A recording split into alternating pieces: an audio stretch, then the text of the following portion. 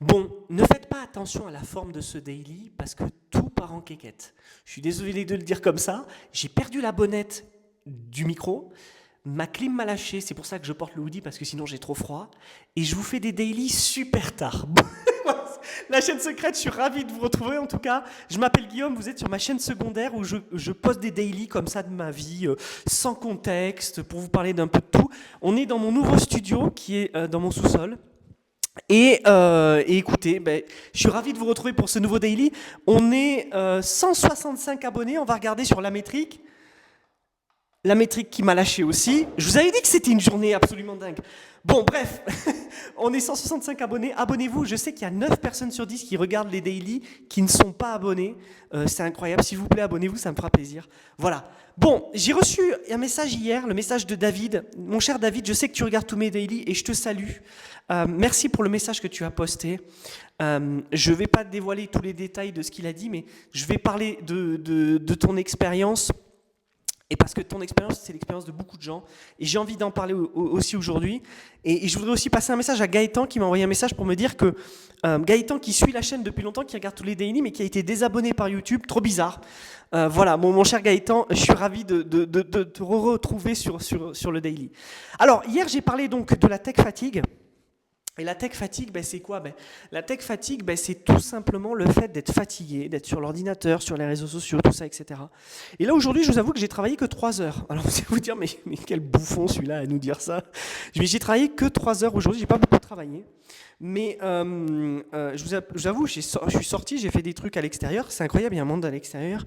Qu'est-ce que ça m'a fait du bien? Je peux vous dire, c'est incroyable. La vie extérieure, c'est génial.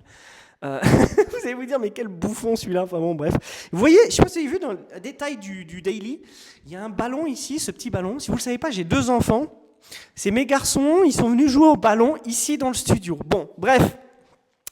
Et donc, David, hier, a commenté sous la tech fatigue et a dit que depuis le Covid, beaucoup de choses avaient changé dans sa vie, qu'il était plus sûr de vouloir travailler dans le domaine dans lequel il travaillait, et que c'était dur pour lui financièrement et au point de vue carrière et tout ça, etc.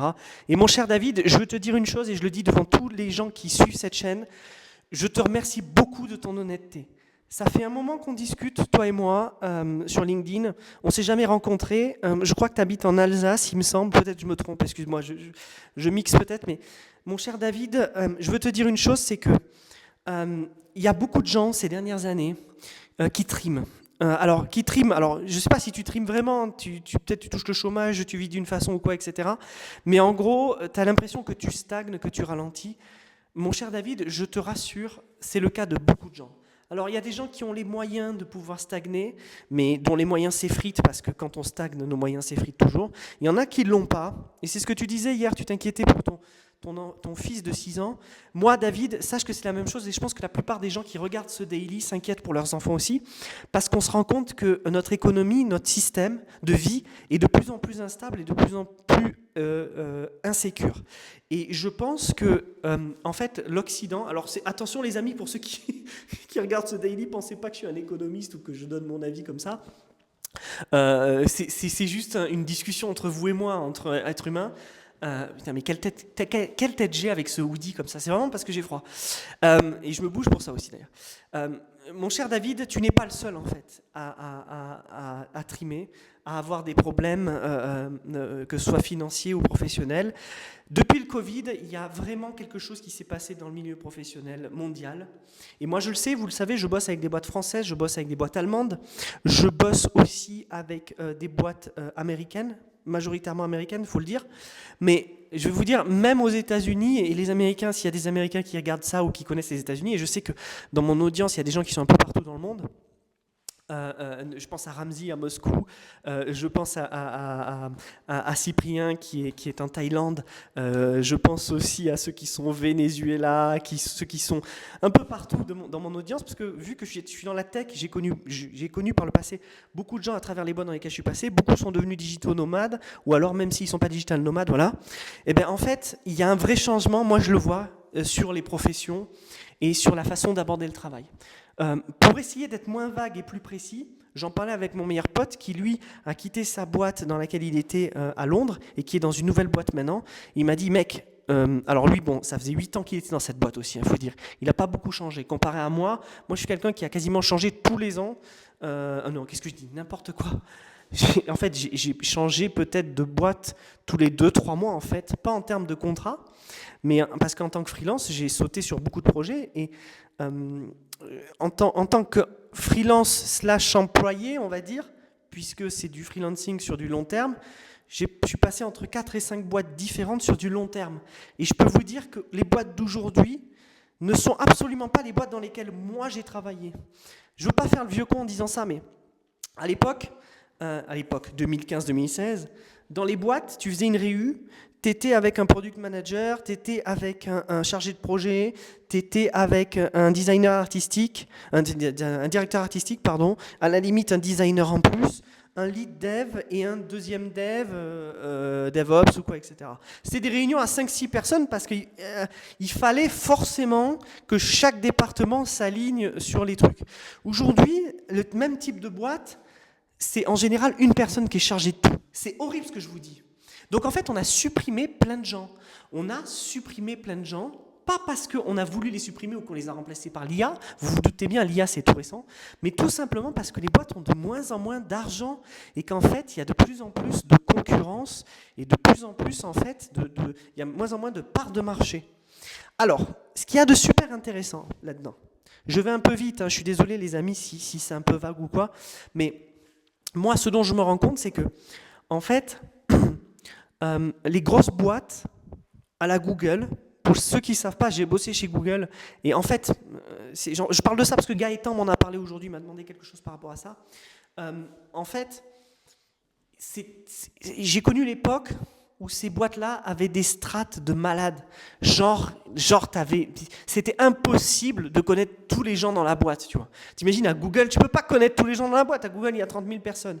Mais je ne te parle même pas des 30 000 personnes de Google. Je te parle des gens qui avaient dans l'immeuble à Londres. On était peut-être 2000, tu vois.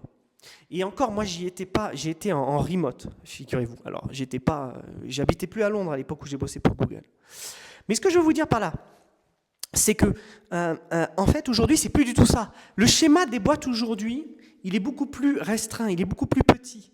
Il y a des boîtes qui ont encore beaucoup de monde, mais je vous mets un pari, je vous mets quelque chose sur la table, ça ne durera pas.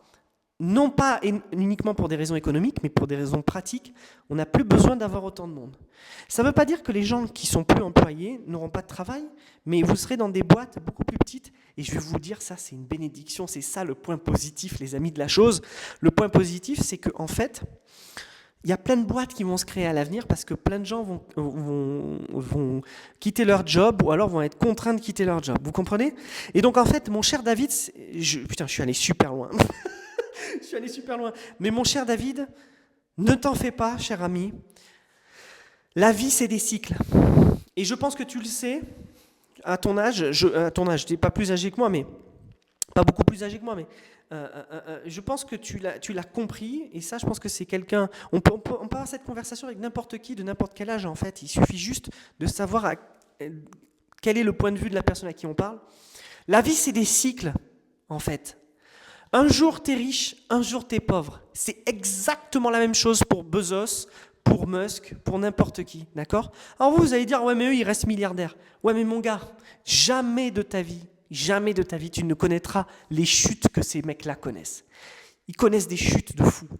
Moi, je pense que si je chute de 10 000 euros, j'ai une crise cardiaque. Mais eux, ils chutent de 10 milliards, mec. Tu vois ce que je veux dire? Alors... c'est marrant parce que je dis il chute de 10 milliards mec avec mon hoodie, ça me fait un air trop bizarre, mais vous comprenez ce que je veux dire? La vie, c'est des cycles, il faut relativiser. Et je pense qu'à la fin de la journée, alors là, c'est vraiment le truc bullshit basique que je vais vous dire, vas-y, branle-moi, tout ça. Oh, je suis désolé de mes mots, excusez-moi, mais je lis tellement de conneries sur Internet comme ça, mais au fond, c'est vrai. Ce qui compte, c'est d'avoir la santé et de profiter de la vie. Et c'est pour ça que moi, je ne juge pas les gens qui, dès qu'ils gagnent un peu d'argent, le dépensent dans ce qu'ils veulent, que ce soit des conneries ou pas. Je dis, c'est pas intelligent, d'accord? C'est pas intelligent de faire ça. Mais si on est OK avec ça, ça va profiter de la vie des amis, parce que la vie est tellement courte. Et maintenant, avoir un boulot, c'est aussi quelque chose qui va être hyper court. À part si vraiment vous investissez dans la boîte et que vous décidez de prendre des parts, ou que vous avez l'occasion de prendre des parts et de devenir associé, tout ça, etc. C'est des cycles assez courts en fait. C'est devenu des cycles assez courts. Et c'est exactement pareil pour le travail. Et c'est exactement pareil pour les boîtes. Je vais finir là-dessus. Pour quelqu'un comme moi, c'est formidable. Parce que moi, je suis hyper stimulé par monter une boîte de 0 à 1. Je ne suis pas stimulé de l'amener de 1 à 100. C'est pas mon truc, ça n'a jamais été mon truc. Moi, ma nature, ça a toujours été là, de créer une boîte qui, en fait, va aller de 0 à 1, puis après de passer à un autre sujet, parce que les maintenir, les faire grandir, c'est un sujet extraordinaire, c'est là où on peut gagner beaucoup d'argent, mais c'est quelque chose dans lequel je suis pas mauvais, mais je suis beaucoup plus efficace d'amener des gens de 0 à 1. Ça, c'est clair et net. Et c'est pour ça que j'avais fait ce bootcamp pour entrepreneurs. Voilà, c'était le mot que je voulais dire. À tous les gens comme David, mettez un emoji fusée. Et franchement, ça va être trop cool. À chaque fin de daily, en ce moment, je suis en train de partir sur des délires comme ça. Finalement, est-ce que je me transforme en une influenceuse Instagram ? Pierre qui reste jusqu'à la fin des daily, dis-moi si je suis une influenceuse Instagram. Bref, mettez un emoji fusée et restez optimiste. C'est pas grave, on passe tous des moments dans le désert, on repart à zéro, c'est comme ça, c'est la vie, c'est comme ça pour tout le monde. Et tant qu'on a la santé, c'est le principal les amis.